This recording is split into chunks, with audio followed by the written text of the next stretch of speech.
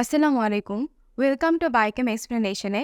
আমি ফারজানা ফারুক হাফসা তোমাদের জন্য নিয়ে এসেছি জৈব রসায়নের ৩ নম্বর পর্ব নিয়ে। এই পর্বে আমরা শিখব কার্যকরী মূলক সম্পর্কে এবং কার্যকরী মূলকের অগ্রাধিকার ক্রম সম্পর্কে। কার্যকরী মূলক মানে কি? বলছে যে সকল পরমাণু বা পরমাণু গুচ্ছ কোনো একটা অণুতে বা যৌগতে উপস্থিত থেকে তার ধর্ম বা কার্যগুলি নিয়ন্ত্রণ করে তাকে বলা হয় কার্যকরী মূলক। যে সকল পরমাণু বা পরমাণু গুচ্ছ বা মূলক জৈব যৌগে উপস্থিত থেকে জৈব যৌগের ভৌত বা রাসায়নিক ধর্মাবলী নিয়ন্ত্রণ করে তাকে বলা হয় কার্যকরী মূলক। আর সহজ কথায় যাকে দেখে তুমি বুঝবা এটা কোন সমগোত্রীয় শ্রেণীর অন্তর্ভুক্ত সেটাই আসলে কার্যকরী মূলক।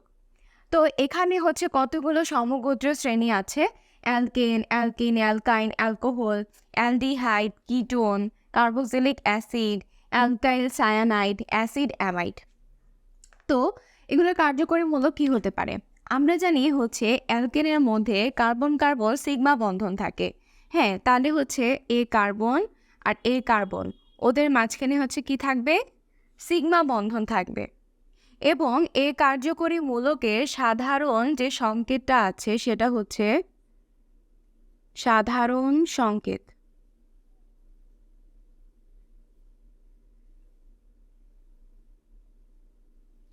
ঠিক আছে, এটা সাধারণ সংকেত হবে আর CH2 CH2 আর অ্যালকিন, অ্যালকিনের মধ্যে থাকে ডাবল বন্ড বা দ্বিবন্ধন। ঠিক আছে, কার্বনের 4টা হাত ফিল আপ, যেমন হচ্ছে দ্বিবন্ধন। এখানে থাকবে তোমার R C H double bond CH R. এখানে আর প্রাইম দ্বারা বোঝে যে কোনো অ্যালকাইল মূলক। Alkyne C triple bond C বা কার্বন ট্রিপল বন্ড কার্বন, এখানে থেকে কার্বন ট্রিপল বন্ড কার্বন। তারপর অ্যালকোহল, অ্যালকোহলের ক্ষেত্রে হাইড্রক্সি মূলক থাকবে এবং ওর সাধারণ সংকেত হচ্ছে আর ও এইচ। অ্যালডিহাইড, অ্যালডিহাইডের কাছে শুধু থাকবে CHO, ওর সাধারণ সংকেত হবে RCHO। দেন আসে কিটোন, কিটোন হচ্ছে আরেকটা সমগোত্রীয় শ্রেণী। ওর ক্ষেত্রে কেমন হয় যে ওর দুই পাশে দুইটা হাত থাকে এবং দুই পাশে দুইটা অ্যালকাইল মূলক বসে। এটা হচ্ছে সাধারণ সংকেত।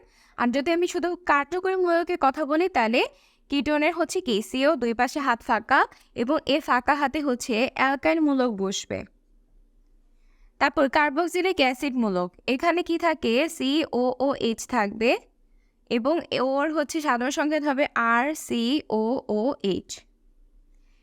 অ্যালকাইল সায়ানাইড, একটা হাত ফাঁকা থাকবে, এখানে CN থাকবে, সায়ানাইড মূলক থাকবে, একে আমরা লিখব RCN।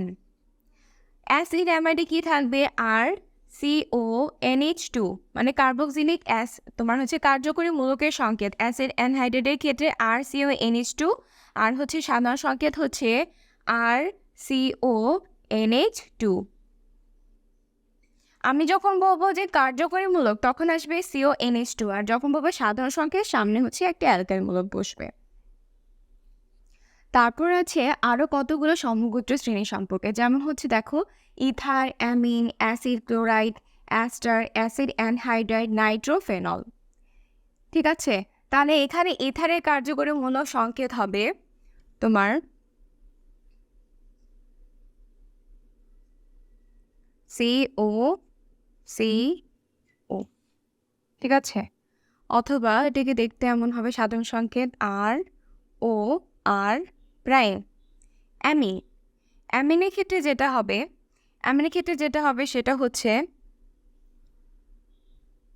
একটা হাত ফাঁকা থাকে, এখানে অ্যামিনো মূলক আসবে আর ওর সাধারণ সংকেত হবে RNH2। অ্যাসিড ক্লোরাইড, হবে অ্যাসিড ক্লোরাইড এরকম, এখানে হবে RCOCl। অ্যাস্টারের ক্ষেত্রে কি হবে COOR, এটা হচ্ছে কার্যকরী মূলক আর সাধারণ সংকেত হচ্ছে RCOOR প্রাইম। প্রাইম দ্বারা বোঝা যাচ্ছে অন্য যে কোনো অ্যালকাইল মূলক বসতে পারে, মানে এখানে সিমিলার না হলেও সমস্যা নাই। অ্যাসিড অ্যানহাইড্রাইড হচ্ছে তোমার কার্বন, দেন অক্সিজেন CO এরকম থাকবে। দেন হচ্ছে ওর সাধারণ সংকেত হবে আর সি ও ও সি ও আর। নাইট্রোমূলক, নাইট্রোমূলকের ক্ষেত্রে হবে NO2 একটা হাত ফাঁকা আর এখানে আসবে আর NO2। ফেনলের ক্ষেত্রে একটা হাত ফাঁকা, এখানে OH আসবে আর এখানে আসবে ROH। তো যখন হচ্ছে এগুলো কিন্তু এমসিকিউর জন্য ইম্পর্টেন্ট, প্লাস হচ্ছে নামকরণের জন্য ইম্পর্টেন্ট, যে আমার কার্যকরীমূলক কোনটা এবং ওদের হচ্ছে সাধারণ সংকেতটা কি, এটা দেখে আমি বুঝতে পারবো ও আসলে কোন সমগোত্র শ্রেণীর অন্তর্ভুক্ত। তো এটা ছিল আমাদের কার্যকরীমূলক।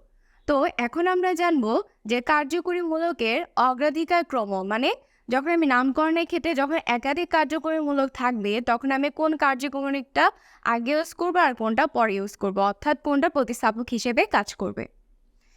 এখানে কার্যকরীমূলকের অগ্রাধিকার ক্রম দেখানো হয়েছে। প্রথম যে অগ্রাধিকার ক্রমে যে প্রথমে আছে সেটা হচ্ছে কি কার্বক্সিলিক অ্যাসিড মূলক, সালফোনিক অ্যাসিড মূলক, অ্যাসিড হ্যালাইড মূলক, অ্যামাইড মূলক, নাইট্রেট মূলক, aldehyde, ketone, alcohol, amine, alkyne, অ্যালকাইন, তারপর হচ্ছে অ্যালকেন। তার মানে হচ্ছে কোনো একটা নামকরণের ক্ষেত্রে যদি আমাদের এগুলা হচ্ছে একসাথে অনেকগুলা থাকে তাহলে নামকরণ অনুযায়ী আমরা কি করব, মানে অগ্রাধিকার ক্রম অনুযায়ী যেটা ফার্স্টে থাকবে সে অনুযায়ী সেটার নাম হবে এবং বাকিগুলো প্রতিস্থাপক হিসেবে কাজ করবে। নামকরণের ক্ষেত্রে এই জিনিসটা, এই ছকটা আমাদের খুবই কাজে লাগবে। সমগোত্র শ্রেণীসমূহ নামকরণের ক্ষেত্রে যদি পূর্বপদ হিসেবে ব্যবহৃত হয়, যেমন হচ্ছে এখানে কার্বক্সিলিক অ্যাসিডমূলক, সালফোনিক অ্যাসিডমূলক আর হচ্ছে অ্যাসিড হ্যালাইড সবাই পরপদ হিসেবে কাজ করবে।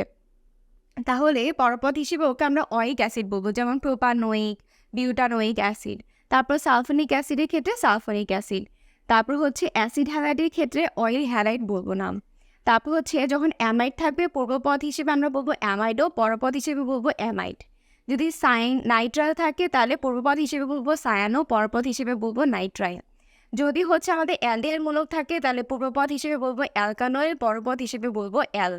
যদি হচ্ছে কিটোন থাকে পূর্বপদ হিসেবে বলবো অক্সো আর পরপদ হিসেবে বলবো হচ্ছে ওন।